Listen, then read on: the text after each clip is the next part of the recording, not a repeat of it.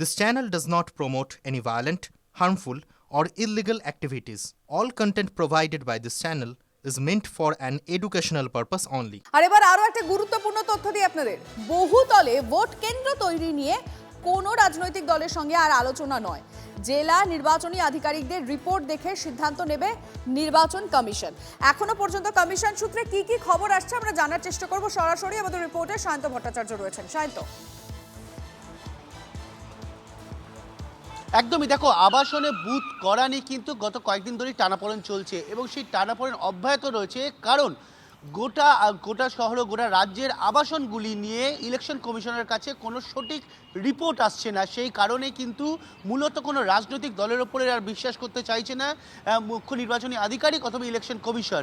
সেই কারণে কিন্তু যেটা সিদ্ধান্ত নেওয়া হয়েছে যে ডিস্ট্রিক্ট ইলেকশন অফিসার তার রিপোর্ট এবং তার তথ্যের উপরে কিন্তু বুথ হবে কি হবে না, অর্থাৎ আবাসনের ভেতরে বুথ হবে কি হবে না সেটা স্থির হবে।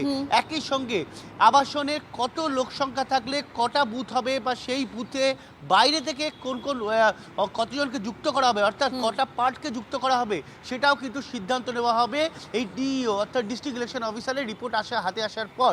তবে সবচেয়ে গুরুত্বপূর্ণ বিষয় হচ্ছে যেখানে এই আবাসনে বুথ হবে কি হবে না সেটা নিয়ে রাজ্যের শাসক দল মাঠে ময়দানে নেমে পড়েছে। কার্য তারা বলতে শুরু করেছে যে আবাসনে বুথ হওয়া উচিত নয়। সেখানে কিন্তু ইলেকশন কমিশন রীতিমতো অনড় আবাসনে বুথ করার ব্যাপারে। আর সেই কারণে রাজনৈতিক দল বিশেষ করে শাসক দলের কোনো বক্তব্যকে গুরুত্ব দিচ্ছে না। বুঝতে পারলাম শান্ত, আপাতত ধন্যবাদ তোমায়। এসআইআর এ 1.5 কোটি নাম বাদ দিতে দিল্লি থেকে লোক পাঠিয়েছে বিজেপি ও নির্বাচন কমিশনকে একযোগে তোপ মুখ্যমন্ত্রী। কারো নাম বাদ দিলে ধর্নায় বসবো। কৃষ্ণনগরের সভা থেকে হুঁশিয়ারি মমতা বন্দ্যোপাধ্যায়ের। নাম না তুললে সাধারণ মানুষকেও ধর্নায় বসার ডাক। আমি একটা ভোট চাইতে আসিনি আপনাদের কাছে, আমি কথা বলতে এসেছি নিশ্চিন্তে থাকুন। এসআইআর এর নাম লেখান ভালো করে। দিল্লি থেকে বিজেপি মার্কা কিছু লোককে পাঠানো হচ্ছে ডিএমদের মাথার উপরে খবরদারি করবার জন্য, আর বলছে 1.5 কোটি লোকের নাম বাদ দিতে হবে। ওরা জানে না বাংলা কারো কাছে ভিক্ষে চায় না, কারোর নাম বাদ দিলে ধর্ণা দিয়ে বসে থাকবো যতক্ষণ পর্যন্ত ধর্ণা দেবেন আপনাদের নাম না তুললে। বাংলাদেশি নাগরিক যদি কেউ হয়, বাংলাদেশি অনুপ্রবেশকারী, নাগরিক শুধু নয় অনুপ্রবেশকারী, যারা হিন্দু তারা তো আসতেই পারে, তারা থাকতে পারে পশ্চিমবঙ্গে। 24 সাল পর্যন্ত যারা এসেছেন তারা আরামসে রাজার হালে পশ্চিমবঙ্গে থাকবেন, হিন্দুরা এবং অন্যান্য সংখ্যালঘুরা, বাংলাদেশের সংখ্যালঘুরা। কিন্তু যারা বাংলাদেশি মুসলিম অনুপ্রবেশকারী রোহিঙ্গা, তাদের ফেরত যেতে হবে। মাননীয় গৃহমন্ত্রী কালকে পরিষ্কার বলেছেন, ডিটেকশন করতে হবে, ডিলিট করতে হবে এবং তারপরে ডিপোর্টও হবে। মমতা বন্দ্যোপাধ্যায় কেঁদে কুল ভাসিয়ে দিন, তাও আটকানো যাবে না।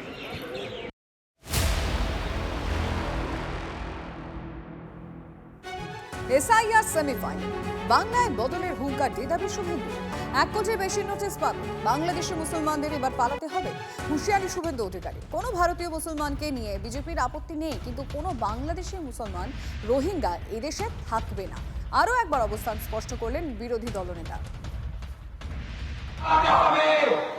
আর আপনাকে বলি সেমিফাইনাল হলো এসআইআর হলো সেমিফাইনাল। 7 লক্ষের কাছাকাছি নাম বাদ গেছে। আজকে রাত্রি 12টার পরে ক্লোজ হয়ে যাবে। 16 তারিখে ড্রাফট ভোটার লিস্ট, তারপরে 1 কোটির বেশি নোটিশ পাবে। বাংলাদেশের মুসলমান যে রাস্তা দিয়ে এসেছ, ভাগো এই রাস্তা দিয়ে, ভাগো এই রাস্তা দিয়ে। কোন ভারতীয় মুসলমানকে নিয়ে বিজেপির আপত্তি ছিল না, আজও নেই। কিন্তু আমরা বাংলাদেশি মুসলমান রোহিঙ্গাকে রাখবো না। 2011 সালে আমরা পরিষ্কার বলেছিলাম বদল চাই, বদলা নয়। এর থেকেই মানুষ ধরে নেবেন তফাৎটা কোথায়। আর এই যে বদল চাই, এখন তো বদলা চাই, এই যে কথাগুলো বদলা, এগুলো তো হিংসা, প্ররোচনা, গন্ডগোল, অস্থিরতা। আর এগুলো কেন হয়? এগুলো হয় ফ্রাস্ট্রেশনের লক্ষণ। যখন মানুষের ওপর বিশ্বাস চলে যায়, যখন তারা নিজেরাও জানেন যে ভোটে হারতে চলেছেন, তখন এই ধরনের অস্থিরতাধর্মী কথাগুলো মুখ থেকে বেরিয়ে পড়ে।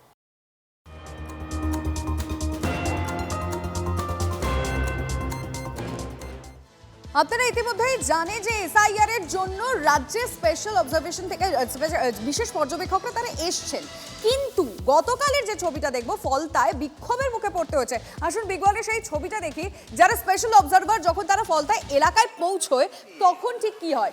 সি মুরুগান তিনি পৌঁছানোর পর তাকে বিজেপির লোক বলে স্লোগান দিতে শুরু করেন, এবং যারা তৃণমূল করেন বলে নিজেরাই বলছেন, তারাই বলছেন তৃণমূল করে, তারা স্লোগান দিতে থাকেন এবং হাতে ঝাঁটা নিয়ে এগিয়ে আসে, বিক্ষোভ দেখাতে থাকেন বেশ কিছু মহিলা। ছবিটা দেখাবো এবার আপনাদেরকে, যেখানে তারা যেটা বলছেন, মানে এই মহিলারা অভিযোগ করছেন তারা 100 দিনে আবাসের টাকা, তারপর এসআইআর, এই সমস্ত বিষয়গুলোকে সামনে রাখেন।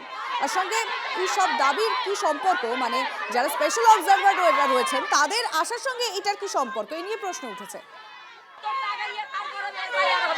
এফআইআর হবে না কেন করবে? আজকে 2020-তে যখন লকডাউন ছিল, খেতে পাইনি, তখন কোথায় ছিল? তখন কে দাঁড়িয়েছে? বিজেপি দালালগুলো আমাদের পাশে দাঁড়িয়েছে, আমাদের কে তখন দাঁড়িয়েছিল? কেউ দাঁড়ায়নি। আজকে আমাদের আমাদের সব সময় 24 ঘন্টার মধ্যে 2 ঘন্টা আমাদের মাননীয় মুখ্যমন্ত্রী আমাদের সাংসদ থাকে আমাদের সঙ্গে। এই তো আমাদের অবস্থা, 100 দিনের কাজ করে এখনো পয়সা পাইনি, তাহলে আমাদের কি হবে? যখন আমরা খেতে পেয়েছি বাবুরা, আপনারা কেউ আসেন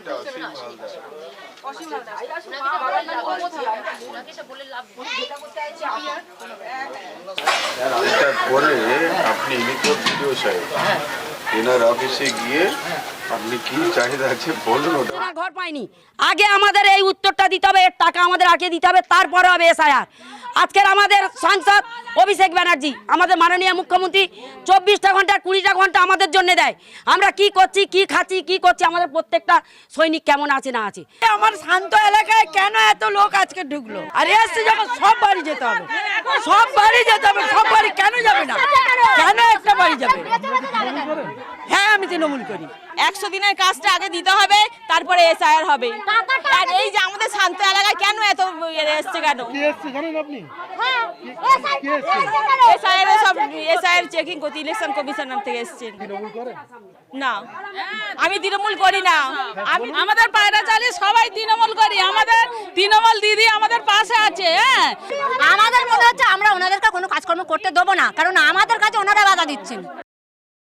মহিলারা বিক্ষোভ দেখাচ্ছেন, এটা নিয়ে কি কোনো সমস্যা তৈরি হয়েছে বা অসুবিধা হয়েছে? এটা তো অ্যাডমিনিস্ট্রেটিভ ব্যাপার নিয়ে ওনারা করছে, একটা ভিডিও দেখবেন। বিক্ষোভ হচ্ছে কিছু, মানে এটা নিয়ে কোনো সমস্যা? না, এটা নিয়ে ইলেকশন রিলেটেড কোনো বিক্ষোভ এটা না। পাড়ার মহিলারা রয়েছেন, ওনাদের অন্য অন্য দাবি দেওয়া, ওনারা ভেবেছেন হয়তো অন্য টিম এসছে, কিন্তু এটা ইলেকশনের কাজ হচ্ছে। ইসিআই এর আমাদের থেকে যিনি স্পেশাল রোল অবজারভার আগের দিন এসেছিলেন, আজকে রোল অবজারভার যিনি উনি এসছেন, উনি খতিয়ে দেখবেন। সব চলবে, এগুলো সব চলবেই। সবাই জানে বাংলার অবস্থা খুব শোচনীয়, এবং আমাদের প্রত্যেকটা মানুষের প্রত্যেকটা জায়গায় যাওয়ার অধিকার আছে। আজকে তৃণমূলের কোনো লোক যদি আজকে কাশ্মীর গেছে বা উত্তরপ্রদেশ গেছে, তাদেরকে কখনো কিছু করা হয় না। সসম্মানে প্রত্যেকের একটা গণতান্ত্রিক অধিকার রয়েছে, কিন্তু এই পশ্চিমবাংলায় এমন একটা জায়গায় পৌঁছেছে যে বাইরের মানুষ এখানে ঢুকতে পারবে না। বাঙালি অবাঙালিকে একটা বিভেদ তৈরি করে দেওয়ার চেষ্টা করা হয়েছে শুধুমাত্র ভোটের স্বার্থে। সাধারণ মানুষ দীর্ঘদিন ধরে কেন্দ্র সরকারের যে বঞ্চনা তাতে ক্ষিপ্ত ক্ষুব্ধ, এবং তাদের সেই ক্ষোভের বহিঃপ্রকাশ যদি গণতান্ত্রিক পদ্ধতিতে ঘটে, সেক্ষেত্রে দলীয় স্তরে তো কিছু বলার নেই। দলীয় স্তরের এখানে আমাদের কোনো মন্তব্য নেই। সাধারণ মানুষের বিক্ষোভ, সেই বিক্ষোভ ঘটছে, প্রশাসন নিশ্চিতভাবে পদক্ষেপ নেবে যাতে যারা পর্যবেক্ষক আছেন তারা কোনো অসুবিধায় না করেন। কিন্তু বিক্ষোভ দেখানো গণতান্ত্রিক দেশে, আমাদের মতো দেশের তার অধিকার আছে। বিক্ষোভ দেখাচ্ছেন, তাদের মনে হয়েছে তারা ক্ষুব্ধ, তারা বিক্ষোভ দেখাচ্ছে। নির্বাচন কমিশনেরও মাথায় রাখা উচিত ছিল, 12টা রাজ্যে এসআইআর হচ্ছে, কটা রাজ্যে এরকম ভাবে পর্যবেক্ষক একের পর এক পাঠানো হচ্ছে, সেখানে কি কোথাও কোনো রাজনৈতিক উদ্দেশ্য আছে? সেই বিষয়টাও সাধারণ মানুষ বুঝতে পারছে।